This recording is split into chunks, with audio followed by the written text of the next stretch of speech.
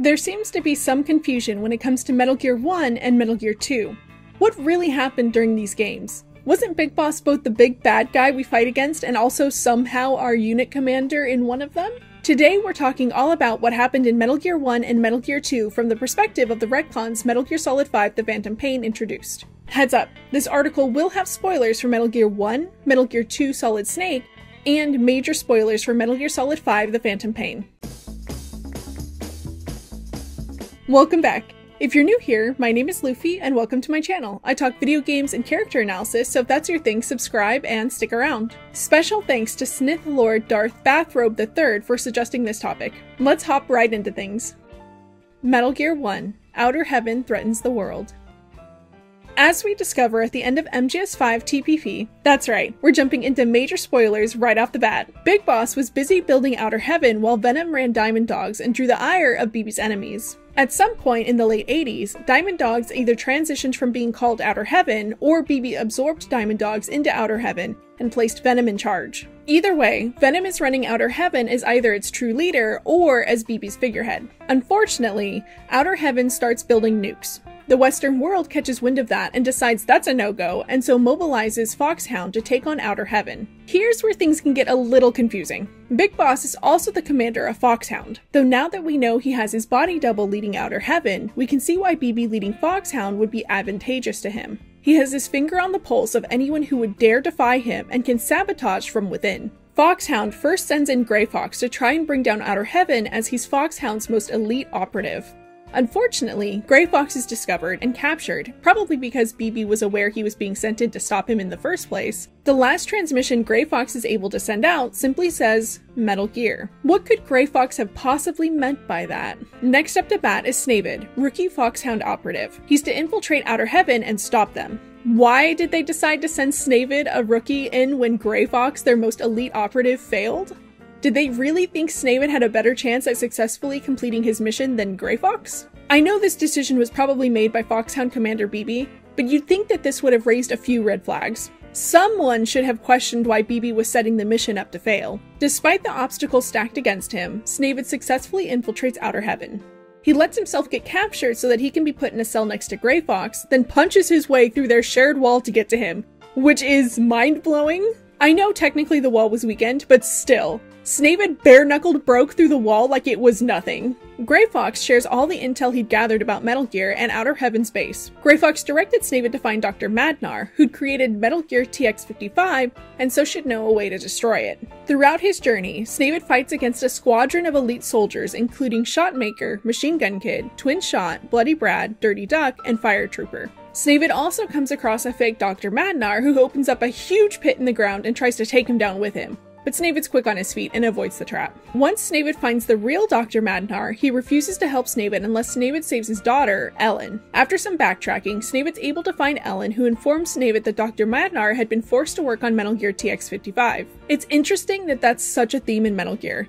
Scientists are forced to create the weapons they create. Dr. Madnar tells Snavid where he can find TX-55 and how to destroy it, by placing plastic explosives at its feet in a specific order. Snavid sets out to destroy TX-55, but his commander, BB, has started acting strangely. He's providing him with false information that gets more and more blatantly false the further into the base Snavid gets. Why would his commander be feeding him false information, though? Is he purposefully trying to sabotage Snavid? Yes. Once Snavid has destroyed Metal Gear, the self-destruct sequence for Outer Heaven, what is this, Resident Evil, is activated. What's worse, Venom waits in a room adjacent to the one that housed TX-55 to block Snavid's escape route. Venom confronts Snavid when he enters and tells him that he's gone too far. He's going to take Snavid down with him. Snavid prevails, however, and ends Venom, then escapes Outer Heaven in the nick of time before it explodes. The world is saved from Big Boss's influence, and Snavid proved himself more capable than his rookie status. Unfortunately, the world doesn't stay saved for long. Let's hop into the events of Metal Gear 2 Solid Snake next. Metal Gear 2: Zanzibar Land tries to control the world. Outer Heaven may have been destroyed, but it's far from forgotten. Having successfully delayed his fate by throwing his Phantom at Snavid in Outer Heaven, BB uses his new lease on life to build another PMC, this time in Zanzibar Land. By this point, the world has agreed that nukes aren't the way to go, and almost every country has worked to dismantle their stockpile of nukes. every country, save for Zanzibar Land. BB disagrees with the no nukes policy and uses his PMC to raid nuclear disposal facilities to scoop up any nukes that haven't yet been dismantled.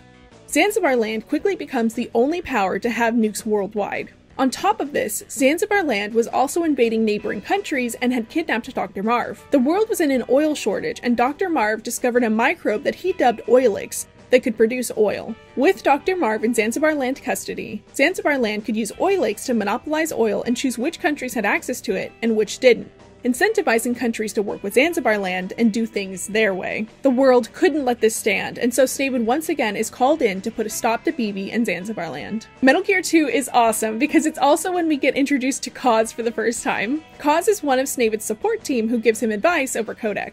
Metal Gear 2 is also when we're introduced to a lot of the tropes we come to know and love with Metal Gear Solid, such as when Snavid faces off against the Black Ninja, Kyle Schneider. Much like how Grey Fox was once on our side before being transformed into the Cyborg Ninja, Kyle was also once on our side before transforming into the Black Ninja. Kyle instructs Snavid on how to find Dr. Madnar, who's also supposedly being held against his will in Zanzibar Land.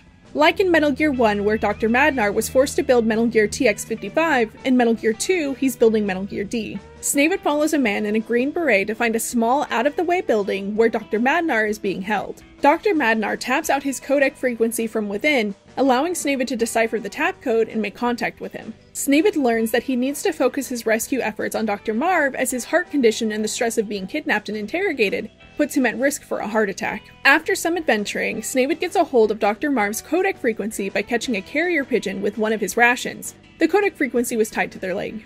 Unfortunately, Dr. Marv and Snavid don't share a language, so they can't communicate. Snavid regroups with his newfound ally, Gustava, and they go to rescue Dr. Madnar. As they make their way away from where Dr. Madnar was being held, he asks for a bathroom break, totally not suspicious. As the three make their way over a suspension bridge, Dr. Madnar makes it across, but then they're ambushed. A missile blasts the bridge to prevent Gustava and Snavid from making it across, and Metal Gear D walks up to say hi. Unfortunately, Gustava loses her life from the missile blast. Metal Gear D is being piloted by Grey Fox, which is beyond shocking, as the last time Snavid saw Grey Fox, he was on Snavid's side trying to take down Outer Heaven. Grey Fox explains that he owed BB since BB had saved his life in the past, but that his need to fight ultimately drove him to work for BB. Grey Fox warns Snavid to turn back, lest he end him, but Snavid presses on and eventually makes it to Marv's cell. Unfortunately, it's too late and Marv had passed away. Dr. Madnar is also in Dr. Marv's cell, and it's revealed that Dr. Madnar was actually working with BB voluntarily all along. Dr. Madnar had used his bathroom break to privately contact Grey Fox and let him know where they were so that he could ambush them on the suspension bridge. Dr. Madnar was also the one who'd been interrogating Dr. Marv. Dr. Madnar's kind of a confused character. In MG1, he was forced to build TX-55, but in MG2, he's voluntarily building Metal Gear D. Metal Gear 2 explains this away as the scientific community no longer took Dr. Madnar seriously and the only place he could find work was with BB, and that he really just wanted to keep creating Metal Gears. It's a change of heart that comes out of left field though, as in Metal Gear 1, Dr. Madnar is being forced to build a Metal Gear against his will by BB. Even if the scientific community has rejected him, it's a little weird that he'd go back to the person who kidnapped him willingly. Regardless, Dr. Madnar is evil now, and he attacks Snavid, but Snavid bests him and leaves him on the floor. Snavid needs to retrieve Dr. Marv's Oilix formula, but a nest of poisonous hamsters stand in his way. Much like the pigeon, they're lured out by one of his rations, and he handily deals with all of them before going into their nest to retrieve the formula.